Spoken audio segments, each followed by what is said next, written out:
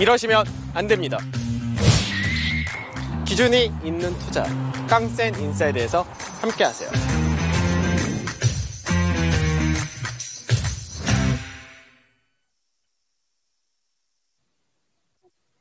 네, 안녕하십니까. 깡센 인사이드 강지훈입니다.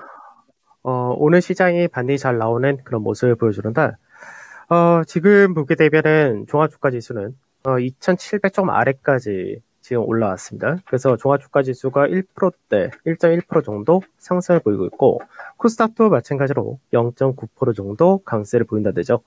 그래서 이제 종합주가지수 같은 경우는 박스권의 중간마디다라고 하는 자리가 2,690포인트 초반인데, 이 라인대를 이제 회복했다가 됩니다.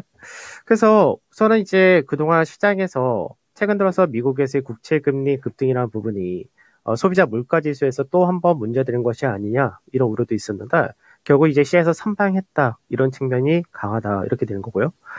시장에서 수급 자체가 개선되는 게 여전히 중요했죠. 그래서 수급적인 부분에서는 아직까지 외국인이 거래소와 코스닥에 대해서는 현물에서 소폭 매도를 하지만 매도 자체는 제한이 된 상태가 되어 있는 거고요. 거래대금도 전체적으로 볼 때는 여전히 작습니다. 관마사 짙은 그런 흐름이다 볼 수도 있는데 기관에서의 프로그램 매수가 강하게 유입이 되면서 시가총액 상위 종목군 이쪽에서의 강세가 두드러진다 되고요. 특히 이제 오늘 시장에서 수급적인 부분에서 가장 중요한 것 중에 하나가 외국인들이 이제 거래소와 코스닥에서는 이제 종목별로 매도를 좀 하고는 있지만 삼성전자에 대해서 외국인들이 매수를 한다는 부분 이게 가장 중요하다 되겠죠. 그래서 지금 현재는 이제 파생적인 부분에서 외국인들이 선물 쪽에서의 매도가 어저께도 최대치를 나타내 줬었고 그 최대치를 넘어가지 않는 수준에서 마무리를 했었는데 현재는 외국인들이 선물에서 매수를 강하게 유입을 한다 되겠죠. 그래서 그런 부분이 프로그램 매수로도 연결된다 됩니다. 그 다음에 원달러 환율 같은 경우는 어제 정부에서의 구두 개입이 있었는데 구두 개입 이후에 시장에서 어저께 1236원까지 올라왔었죠. 그래서 현재는 어제 대비해서 한 10원 정도 빠진다 이렇게 되죠. 그러면 선물 자체가 쌍봉 가능성이 높아진다는데 선물에서가 쌍봉 가능성이 높아진다는 이야기는 환율에서 이 부분은 이제 국내 증시가 박스권의 하단 자리 이 라인대를 테스트할 가능성이 낮아진다 이렇게 볼 수 있는 케이스입니다.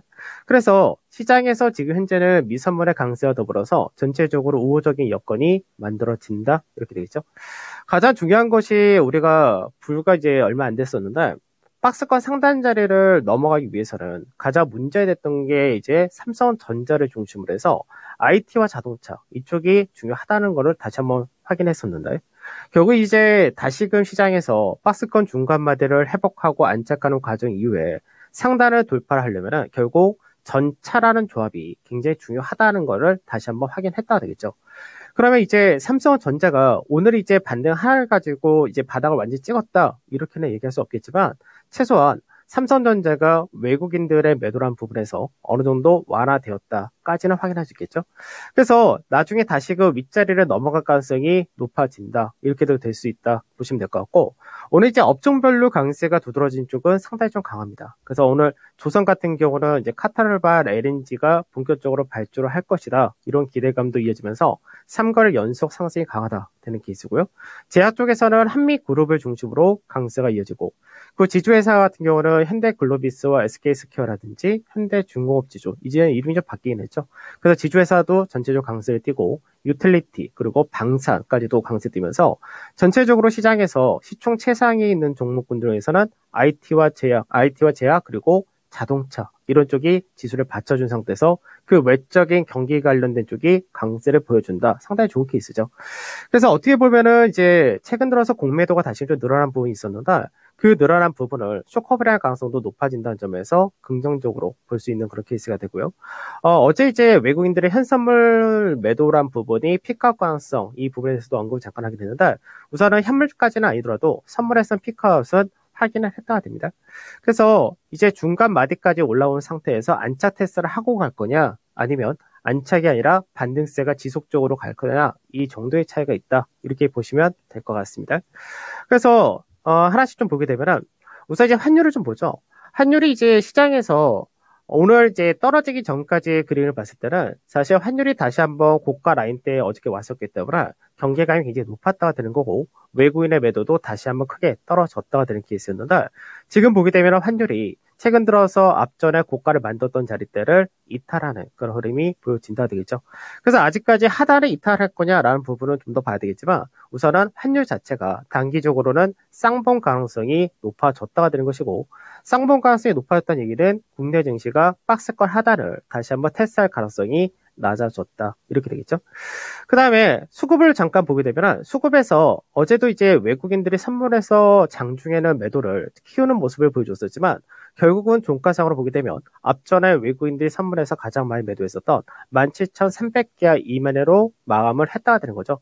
그럼 외국인들 같은 경우는 선물해서 외국인들이 앞전에 매수해서 매도로 바꿀 때 이때 외인들이 매도했던 평균 단가가 357.5포인트 정도 되기 때문에 그 라인대를 넘어가느냐 거기에 따라서 매도분을 더 축소할 가능성이 높아진다 이렇게 되겠는데 이렇게 될 경우는 거래소에서 외국인들 선물의 매도에 따라서 프로그램 매도 자체가 굉장히 많이 나갔었죠.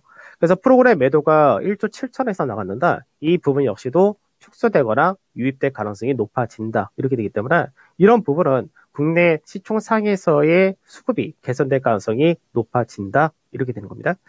그 다음에 종합주가 지수를 보게 되면 종합주가 지수가 결국은 이제 박스권의 중간 마디를 다시 회복했다 되죠.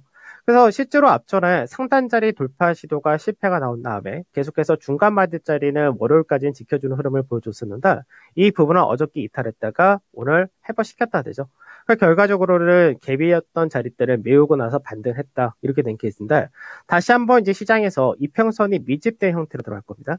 그래서 이평선이 미집되는 형태를 작년 7월 달에 한 번 있었고요. 그리고 작년 연말에 한 번 있었죠. 그래서 이번에 다시 그 이평선이 미집되는 구간이 들어온다. 앞전 같은 경우는 이평선이 미집된 상태에서 이탈 형태로 떨어졌다가 두 번이었으니까 이번에 밀집된 상태에서 위로 갈 수 있느냐 이 부분이 될 것이고 가장 중요한 게 삼성전자였었죠. 그러니까 삼성전자 같은 경우가 제일 문제됐던 부분이 삼성전자가 지수의 상승을 계속해서 눌렀던 그렇게 있었죠. 그 삼성전자는 1월달 저점 대비해서 2월달에 더 빠지고 3월달에 더 빠지고 4월달까지도 계속해서 저점 깼었는데 아직까지는 뭐 V자 반등이 나온다거나 이런 거를 얘기할 수는 없겠지만 최소한 삼성전자가 어느 정도는 바닥 가능성이 높아졌다는 부분에서 좋게 생각하셔도 될 것 같습니다. 자, 그럼 기준있는 매매로 가야죠. 기준있는 매매를 보게 되면 우선은 이제 시장에서 오늘 반등이 나온다라는 부분에서 전체적으로 반등이 좀 나오긴 하는데 OCI 같은 경우는 뭐 강세 떴던 부분에서 오늘은 약밥 정도 나타난다가 되고요. 그 다음에 현대위아 같은 경우 소폭의 강세 1%대 중반 정도의 강세를 보여준다 됩니다. 그 다음에 증권 역시도 이제 시장에 대한 영향을 많이 받는 쪽이니까 이제 지수 자체가 바닥을 만들었다 되면은 서서히 반등을 키울 가능성이 높아진다 이렇게 될 것이고요. 근데 현대제철을 비롯해서 오늘 철강주들, 중형 철강주들이 좀 더 강한 케이스인데 소폭의 강세를 보여준다 정도. 그다음에 금호석유도 마찬가지로 오늘 반등이 이어진다 하면서 1%대 강세 동일하다가 되고 기아 같은 경우도 오늘 1%대 강세 그대로 이어진다 됩니다. 그 다음에 DLNC를 비롯한 건설주들 역시 오늘 강보합 정도 보여주는 케이스고요. 그 다음에 이제 삼성전기 같은 경우는 오늘 좀 강세가 한 3% 조금 안 되게 한 2.5에서 3% 사이에서 움직인다던데 삼성전기 같은 경우도 이제 삼성전자가 반등 못할 경우가 반등 못한다 되는 케이스인데 실제로 이제 1분기 실적과 2분기 이후 실적에 대한 기대치는 높다 되겠죠. 그리고 이제 어저께 신규로 편입된 종목이 효성 첨단 소재죠. 그래서 어저께 효성 첨단 소재 같은 경우는 앞전에 이제 매수하려고 했던 밴드 자체가 49만 3천원에서 50만 3천원인데 어저께 방송 때부터 움직였던 자리들은 50만 원에서 50만 3천원에서 움직였다 이렇게 되겠죠. 그래서 효성 첨단 소재는 이제 50만 1,500원 기준을 잡고 움직이면 된다 이렇게 보시면 될 것 같은데 자 차트를 보면서 몇몇 가지만 좀 체크를 해보도록 하죠. 삼성전기를 한번 보도록 하죠. 삼성전기는 이제 계속해서 마찬가지로 저점 자리대를 이탈했다 회복했다가 왔다 갔다 했었는데 지수와 거의 비슷합니다. 지수가 이제 앞전에 3월 달에 갭을 메웠듯이 똑같이 갭을 메우고 나서 반등이 나오는 그런 케이스가 되겠죠. 그러면 삼성전기 같은 경우는 계속해서 매물과 저항을 받았던 자리가 이 16만 2천원에서 16만 7천 사이가 되는데 이번 같은 경우가 단기 쌍바닥을 만들었다 되겠죠. 쌍바닥 만들었다가 됐을 때는 직전의 고가 라인대를 돌파 시도할 수 있다. 이런 관점에서 17만 2천원이나 목표가 그대로 유지를 해서 가면 된다가 될 것이고요. 그 다음에 이제 효성 첨단 소재죠. 효성 첨단 소재 같은 경우는 이제 매수를 하려고 했었던 밴드는 동일합니다. 49만 3천에서 50만 3천 이 사이에서 매수를 했는데 결과적으로는 이제 아직까지 거래는 세진 않은데 이제 21선과 바로 직전의 고가 라인 때, 이 라인대에서 지지를 받은 그런 케이스가 됩니다. 그래서 전체적으로는 이렇게 돌파, 지지 받고 가는 형태가 될 가능성이 높은데, 나중에 요 추세 라인대의 자리대를 넘어갈 수 있느냐, 이 부분이 좀 중요하고, 실질적으로 매물이 있는 자리다라고 하는 자리대는 57만, 실제 매물 좀 많은 자리는 58만 원 정도? 이 정도가 되기 때문에 직전의 고가의 54만 원짜리 전후 여기를 넘어갈 수 있느냐 이게 중요하다 정도 이렇게 보시면 되겠죠. 그래서 시장에서 지금 현재 삼성전자를 중심으로 한 IT가 강하게 움직인다는 부분 자체가 지수의 안전성에서는 굉장히 좋은 케이스이기 때문에 국내 증시가 여태까지 박스권 상단이라든지 다른 글로벌 국가 대비해서 반등이 못 나왔던 부분도 사실 삼성전자를 비롯한 시총 상위가 약했던 부분이 컸었는데 이 부분을 어느 정도 올려줄 가능성이 높아졌다는 부분에서 돌파 가능성이 앞전보다 훨씬 더 높아졌다 이렇게도 볼 수 있을 것 같고요. 그래서 결론적으로는 시장 자체를 다시 한 번의 저점을 확인했다 되겠죠. 그래서 이제 시장에서는 중요한 거는 거래 대금의 증가세가 나오느냐 이게 중요합니다. 왜냐면 아직까지는 시장에서 투자 심리 자체가 워낙에 약한 상태이기 때문에 이 부분에서 반등이라는 부분이 약한데 외국인들이 국내 증시에서 매도를 보이는 부분이 완화돼서 이제 매수를 보여준다가 되면은 그때는 시장에서 투자 심리가 좀 개선될 가능성이 높기 때문에 그때부터는 거래 대금의 증가가 중요하다 정도 이렇게 보고 가시면 될 것 같습니다. 자, 저는 오늘 여기서 마무리하도록 하겠습니다. 감사합니다. 강재현 운용형님과 함께 전략 알아봤는데요. 일단 시장이 다시 한번 저점을 좀 확인했다고 말씀을 주셨어요. 여기와 더불어서 거래대금이 증가할지 앞으로 추세적인 부분들까지 확인이 필요하겠습니다. 대형주들 추천 전략까지 함께 제시해 주셨습니다. 네, 현재 시장 분위기 좋습니다. 조금씩 회복세를 높여가고 있는 구간인데요. 코스피는 일단 1% 넘게 오르면서 2700선 터치하고 있습니다. 2700선을 넘어서 더 갈 수 있을지 이 부분이 좀 중요한 포인트가 될 것 같은데요. 그래도 특히 대형주들이 반등하는 점이 좀 한숨 돌리게 하지 않나 싶습니다. 네, 마켓 인사이드에서 제시한 전략들도 수익 극대화하시길 바라겠습니다. 지금까지 다양한 투자 판단에 도움이 되는 말씀들 전해드렸는데요. 특정 종목의 상승과 하락을 보장하지는 않습니다. 마켓 인사이드는 여기서 마치겠습니다. 고맙습니다.